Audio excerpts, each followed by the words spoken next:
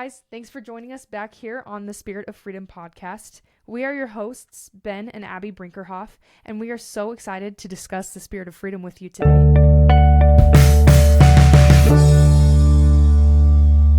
Welcome, everybody, to the Spirit of Freedom podcast. We are blessed today to have our good friend Alvin. Howdy, this is Alvin. Alvin is from China, and he's lived in the United States for how many years? Oh, about 6 years. Okay, 6 years, and he just graduated with a degree in history from BYU. Yeah. So big congratulations to Alvin. Well, without the kind help from all the wonderful Christians around me, I cannot ever graduate from college. I'm very thankful for the community who gave me so much help. That is how Christians take care of each other. I got so much help, so much support, spiritually, financially, in any single way I can imagine from the Christians who I never knew before. Wow. And for me, for everybody, I believe we have the responsibility to pay back to this great society, to those people who helped us. Wow. Finally, I'm done with college. I am excited because from now on, life is a stage. Let's see. Let's see what's next, right? Absolutely. In God we trust. Absolutely. Yeah. Cool. So we met Alvin a couple months ago, and we've had the opportunity to get to know him a little bit, have him over for dinner a couple times, and hear more about his story and his experiences. We wanted just to start out by, he has a really cool story about when he was living in China and he was in high school. Is that right? Oh yeah, I was illegal. He learned about Christianity and had an experience with his school principal. So do you want to tell us that story? Absolutely. So in China, I was a underground Christian, which means I follow God, not Karl Marx. And I refuse to go to those corrupted churches run by the Chinese Communist Party. My early experience with Christianity actually started with a little comic book I found on my grandpa's shelf. At that time, I was a little boy. I was just curious about everything. I like comic books, so I was looking for a comic book. And then I found the one on my grandpa's shelf. When I opened the book, I start to read it. I realized the person in the book cured the person who couldn't see, forgave the women who sinned, and basically brought hope to the entire world. At the very beginning, I didn't quite understand that was actually a comic based on the Bible stories. But the thing is, that was such a huge refreshment for a poor soul lived under communism. Because the thing is, in communist society, what they would literally do was in the school, they will tell you, well, it's good to be nice. But the thing is, when you got to compete on the so limited resource, yeah, being nice is good. But if being good doesn't save your life, then be nasty. There's nothing wrong to fight as an animal at that moment. They told us there's nothing wrong to fight like an animal. They told me there's nothing wrong to humiliate each other. I'm so sorry. I'm not a prophet. I'm not Jesus, but I understand as a human being. I said the poor young soul lived under communism.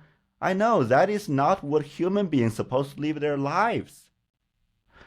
That was my earliest think or criticism against socialism or communism because they are the same.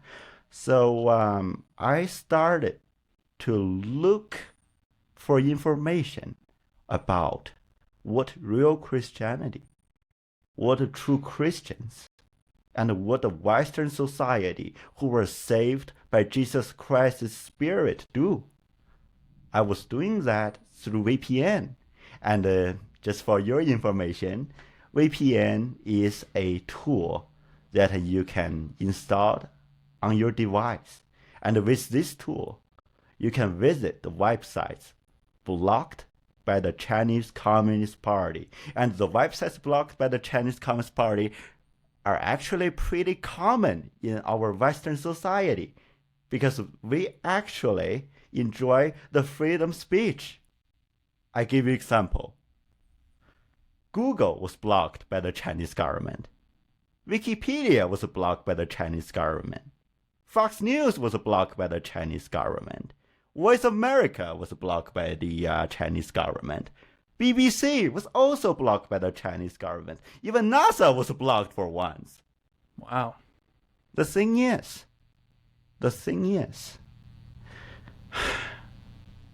on internet, there's one thing all the communists or socialists around the world, they fear the most. That is Christianity. And by a funny or interesting or just a little miracle, that is what I looked up on the internet. I start to read Bibles. I start to share Bible verses with my friends.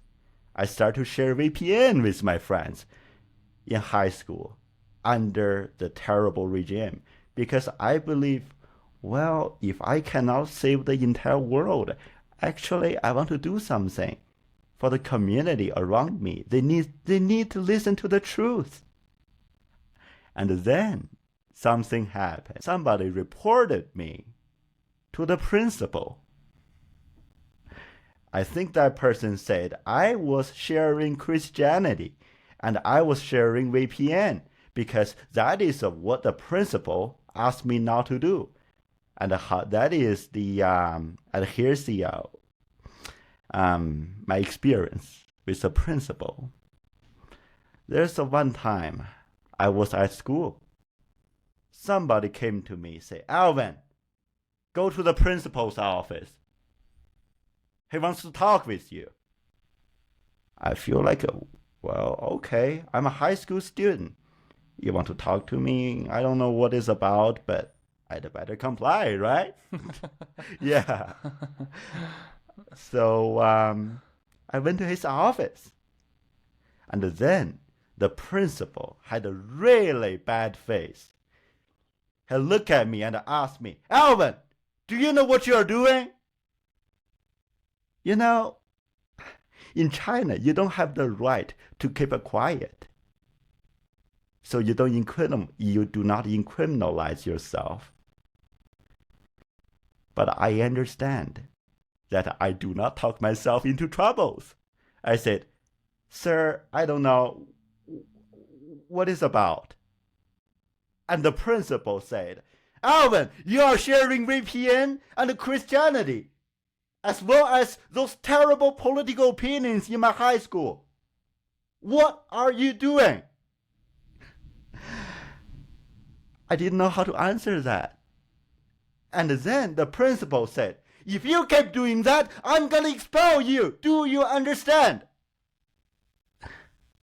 That was a lot for me. I was so shocked. But I'm not surprised. I didn't know what to do. However, I was trying to make my mind run as fast as I can. Oh my Lord, I'm in a big trouble. What should I do? I mean, if you expel me from a high school, literally, I won't be able to go for college. And I couldn't find a respectful job. And what is the future for me? You know, after that, I suddenly realized, wow, I was a person. Look through Voice of America. I believe the media should have the power to advocate for those suffering people. So there's a one little mind came to my attention. And here's what I said. I said, sir, if you expel me, you know that's going to be end of my life, right? I won't have a future if I don't attend school. And the principal said, so you don't do it? I said, sir, I cannot do it. But the thing is, if you expel me, I'm going to write an email to Voice of America. And tomorrow on their news, there's going to be something like there is a high school student named Alvin. He's expelled from a specific high school from somewhere in China by a specific principal. I said, sir, I know a news probably won't hurt you a lot, but you got to think about who's reading the news. Somebody really high in the Chinese Communist Party, they keep their eyes on the foreign media, so they have some kind of understanding of how the Western society is thinking about them. They are gonna say, wow, look at it. In this high school, this principal failed to suppress different religious and political opinions in his high school, and actually there are political dissidents there. This principal, he failed the responsibility as a Communist Party member to control people's mind.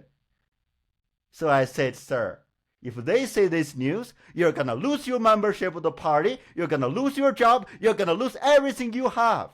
So if you want to set my life on fire, you burn with me. And you said all this to him on the spot right there? Absolutely. Wow. Between him and me. And then I realized, wow. You know, when I look at his face after that, he has a really strange facial emotion. He doesn't know how to respond to me. Then I said, sir, I know my responsibility at your high school is to learn knowledge, not talk about those political opinions. I'm gonna write you a letter to apologize. So can I go now? He did this. Then I left. I never wrote him an apologize letter because I didn't do anything wrong. The reason I say that is I understand he has so much ego in his heart. I doesn't want to make him look so bad, so he let me go. That's nice of you. You know, he doesn't care about the people's feeling, but it shouldn't be that way, right? Yeah. Okay, Yeah. and how old were you at this point? I was in second year of my high school, so I think I was 16, 17. Okay, and then so from how old were you when you first discovered the comic book? Oh, that was much younger. So I think that is at the very start of my junior high. Okay. At that time, I was like a 13, 14. Okay, so a couple years. Definitely, I was keep doing research about Christianity, about freedom, about democracy, and I had it quite well until somebody told them.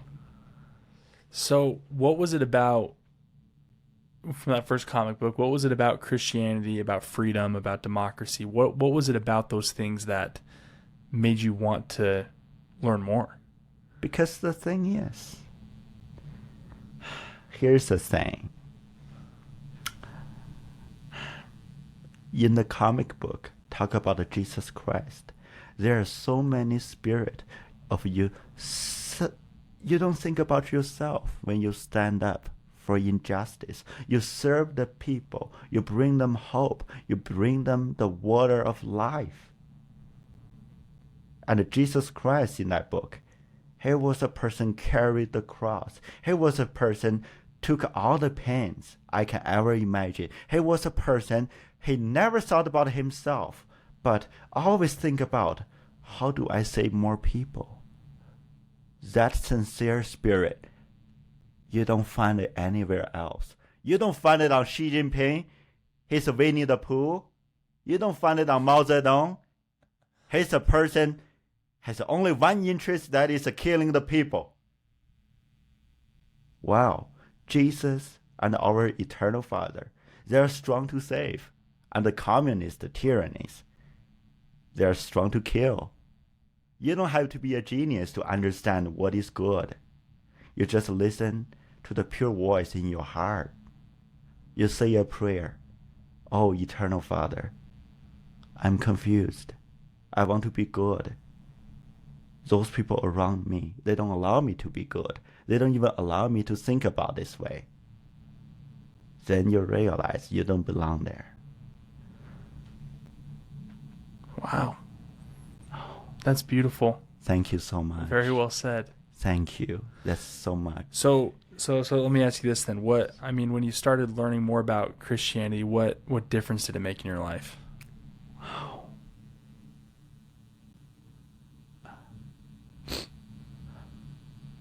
It gives me hope.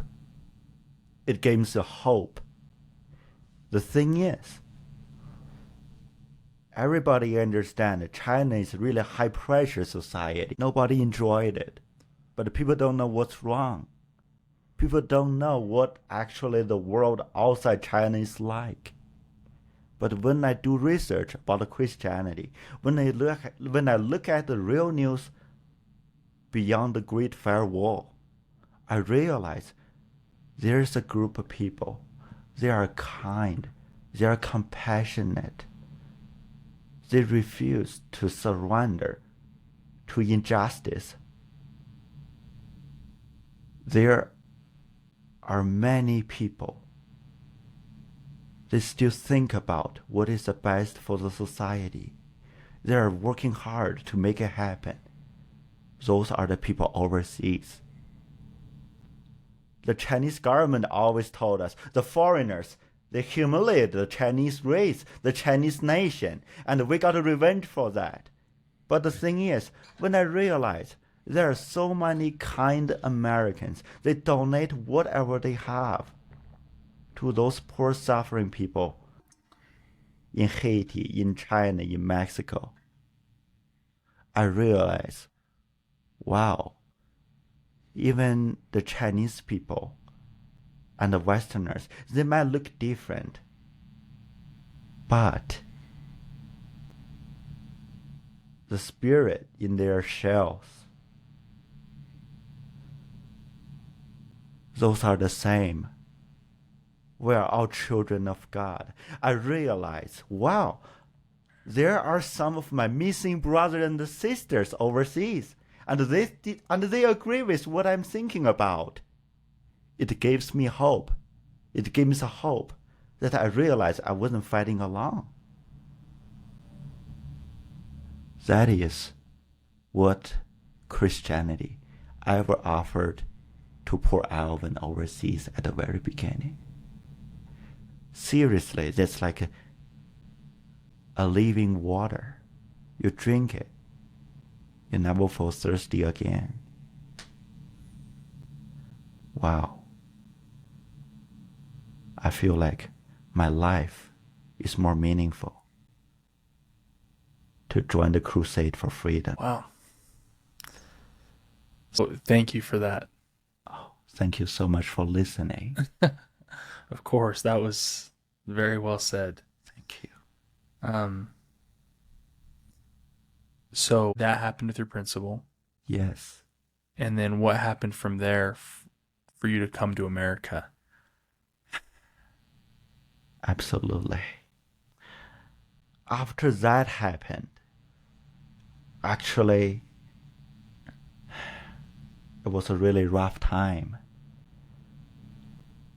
Back then, Xi Jinping already started to persecute people based on their ethnicity, based on their religious opinions. Xi Jinping tore down the Christian churches, and my friend's church got tore down. The Chinese police handcuffed him. They also took the wood cross from their church. They put the wood cross they took from the church in the middle of the square. They put gasoline on it. They set it on fire. And then my friend, along with so many other church members, they were handcuffed. They were forced to see their symbol face got burned into charcoal.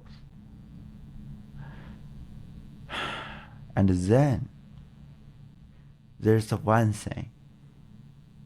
It convinced me that, Alvin, if you want to leave China, you want to defect, you must do it right now. It's because Xi Jinping started to enforce the military registration thing. In the US, there is a selective service system, but if you don't sign that up, you are so-called conscientious objector. Nobody's gonna come after you. But the thing is, in China, in their law, they say, if you do not sign up the military registration thing, which means you make an oath to the Communist Party that if there's a war, you are willing to pick up a gun for them to fight their enemies. The thing is, I'm a Christian, and there's simply no way I can pick up a gun to shoot another Christian for those communists, especially when you are also hurting my people. I cannot do it. I am a Chinese. But at the first, I'm a Christian. Back to the story. If you don't sign up the military registration thing according to the law, you cannot loan money from the bank, you cannot go to college, you cannot start a business, you cannot really buy a plane ticket. Also, you are illegal to leave China. Because I have been following Chinese news, the real news, reported by BBC and the Voice of America for a long time. So I understand if the Chinese media start to emphasize on the thing, you need to pay attention to it because that's going to happen very soon. I realize if I do not leave China soon, I wouldn't have a chance to leave. Then I was so confused. Wow, I was a young person. This world is so huge. Where can I go? Then a friend of mine gave me actually a little souvenir, and that is a quarter of US dollars. And the back of it says, "In God we trust. In God we trust." And then I realized, wow, if I want to be a Christian, in God I trust, I must go to America. We are the nation under God, and I wanted to come here legally with a student visa. So I applied for 14 different colleges in the US. I went to the cheapest one ever admitted me. That was Iowa State University. That is how I came to America. Everybody has an American dream. For me, it's a dream to be free, to be a Christian. And that dream I cannot have in China. That's why I'm so thankful for this great society. Thank you.